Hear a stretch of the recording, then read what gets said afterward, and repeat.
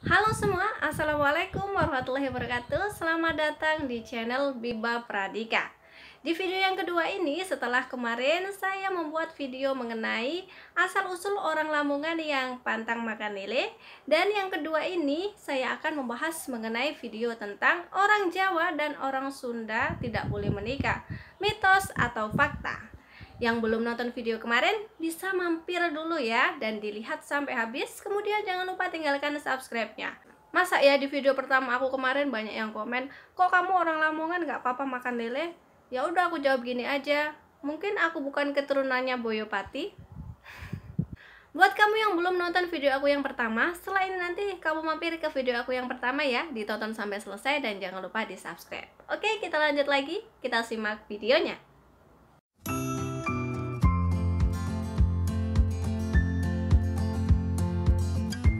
Pernahkah kamu mendengar bahwa orang Jawa dan orang Sunda tidak boleh menikah?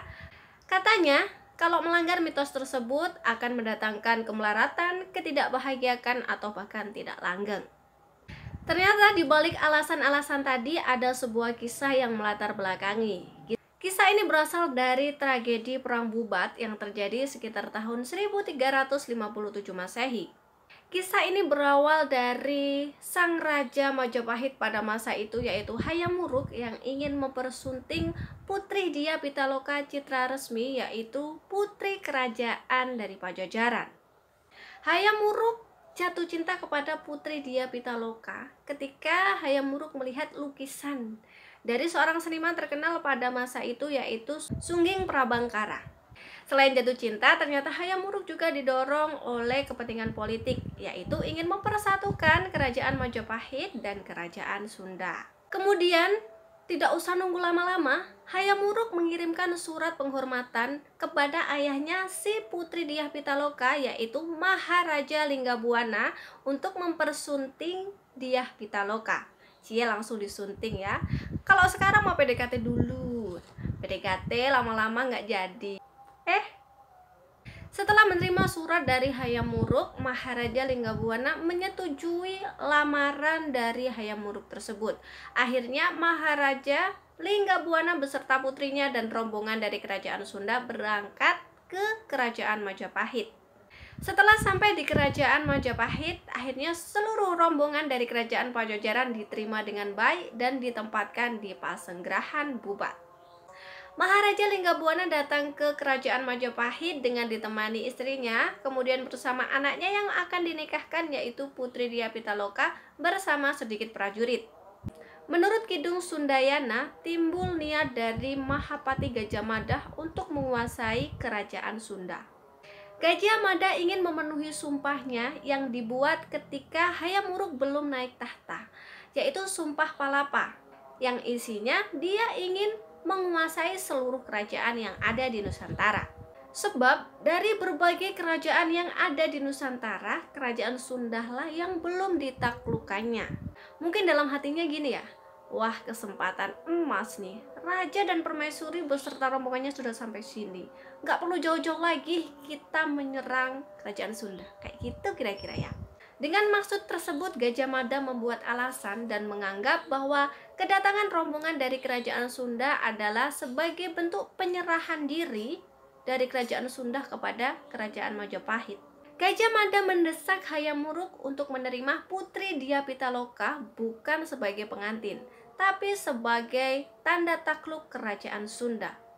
Hayam Wuruk disebutkan bimbang atas permasalahan itu, mengingat Gajah Mada adalah Mahapati yang diandalkan pada saat itu.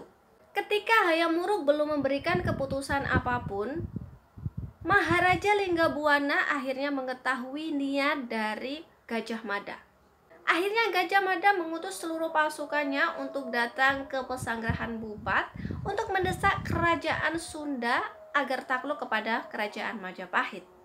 Namun, Maharaja Linggabuana menolak hal itu.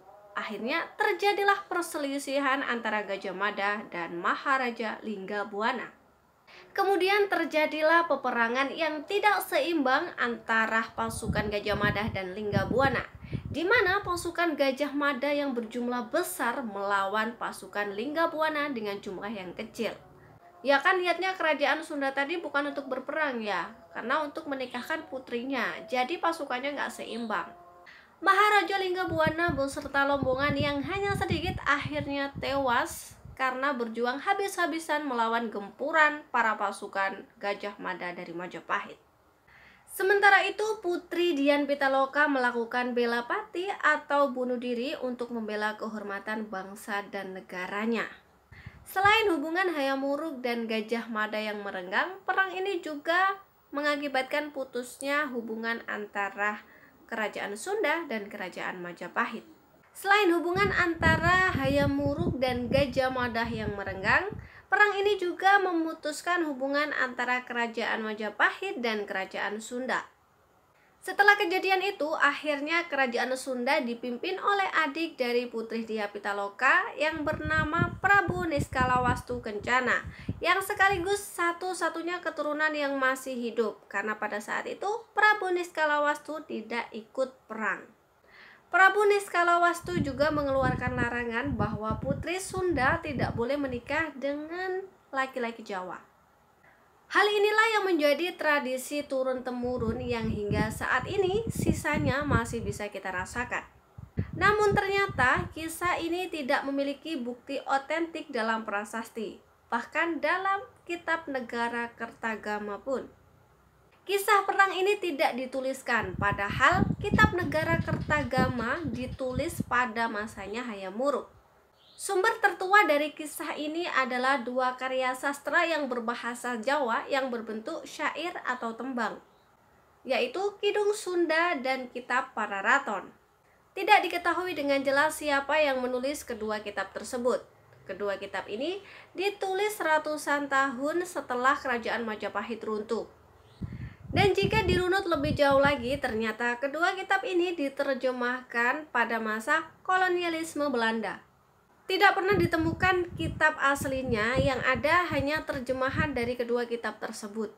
Kitab Kidung Sunda ditemukan oleh pakar sejarah Belanda pada saat itu yang bernama Profesor C.C. Borg pada tahun 1920-an. Beberapa versi Kidung Sunda diantaranya adalah Kidung Sundayana.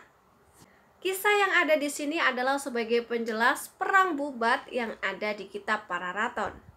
Kitab Pararaton sendiri adalah naskah yang tipis setebal 32 halaman yang menceritakan tentang silsilah Kerajaan Singosari dan Mojopahit. Naskah asli kitab ini juga tidak pernah ditemukan. Naskah Pararaton hanya ditemukan berdasarkan terjemahan J.L.A. Brandes. Banyak kontradiksi sejarah dalam kedua kitab ini ketika dibandingkan dengan naskah resmi yang berbentuk prasasti dan naskah resmi kerajaan. Andai saja naskah asli dapat ditemukan, tentu dapat dilakukan uji orisinilitas melalui uji radiokarbon umur kertas. Faktanya, naskah asli kedua kitab tersebut hingga kini tidak ditemukan. Itu tadi sejarah mengenai alasan mengapa orang Sunda tidak boleh menikah dengan orang Jawa, karena dilatar belakangi oleh perang atau dendam antara Kerajaan Majapahit atau Jawa dengan Kerajaan Sunda atau Pajajaran. Namun ketika aku hubungi teman-temanku yang berdarah Sunda, aku mendapatkan beberapa jawaban. Dari salah satu teman aku, dia memberikan jawaban dengan cara logika. Katanya kalau orang Jawa dan orang Sunda ditakutkan terjadi kesalahpahaman, karena ada kata-kata yang memiliki pelafatan yang sama tapi memiliki arti yang berbeda. Contohnya, amis. Amis kalau dalam bahasa Sunda itu memiliki arti manis. Kalau dalam bahasa Jawa artinya itu anyir atau bau ya. Kita ambil contoh aja, neneknya memuji cucunya misalnya ya. Neneknya dari Sunda memuji, aduh cucu aku amis sekali. Nah, orang Jawa mengiranya bahwa cucunya itu baunya anyir, padahal neneknya berniat memuji cucunya itu manis. Nah, kata-kata lain yang memiliki pelafatan yang sama tapi artinya berbeda adalah gedang. Gedang kalau dalam bahasa Jawa pisang, dalam bahasa Sunda itu pepaya. Berbeda jauh. Mungkin karena itu akhirnya Jawa dan Sunda ditakutkan terjadi kesalahpahaman. Dan masih banyak kata-kata yang lainnya. Ada lagi yang paling mencengangkan, ini dari teman aku sendiri. Kemarin aku tanya, karena kebetulan dia berdarah Sunda. Dia mengatakan orang tuanya berdarah Jawa dan Sunda. Dan sampai sekarang keluarganya sakinah mawaddah warahmah. Dan sampai sekarang anaknya sudah tumbuh besar, tumbuh dewasa, umurnya hampir mirip dengan aku. Dan terakhir nih ya, pendapat salah satu teman aku lagi yang dia orang Sunda, katanya mitos tersebut sesuai dengan cara pandang orang Sunda maupun orang Jawa. Bagi orang yang masih mempercayai hal itu, maka ada larangan tersendiri dari orang tuanya untuk menikah antara orang Jawa dan orang Sunda. Namun beberapa teman aku yang aku tanyai, ternyata mereka sudah tidak mempercayai hal itu. Jadi sesuai dengan kepercayaan masing-masing, budayanya masing-masing. Namun menurut aku nih, itu kan dari zaman dulu, dari zaman sejarah. Sudah ratusan tahun yang lalu, dari 1300 sekarang sudah 2000. Sudah hampir 700 tahun. Dan mungkin dendam itu lambat laun sudah tidak terasa. Mitos itu sudah sedikit memudar. Terima kasih sudah menonton video ini. Jika kamu punya versi lain dari cerita ini, punya pengalaman atau punya informasi, kamu bisa share di kolom komentar agar bisa memberikan informasi dan manfaat untuk yang lainnya. Jangan lupa di subscribe dan di share ke teman-teman kamu sebagai bentuk kamu mendukung channel ini. See you next video. Wassalamualaikum warahmatullahi wabarakatuh.